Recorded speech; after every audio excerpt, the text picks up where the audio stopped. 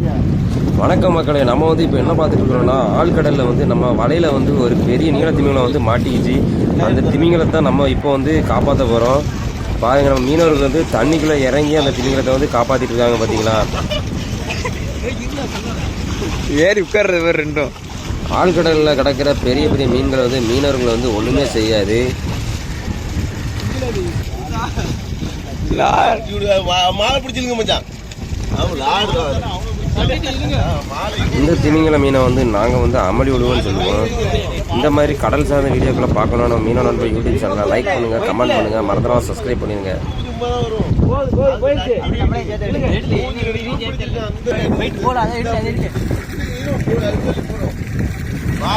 ஒப்பு முட்டை எவ்வளோ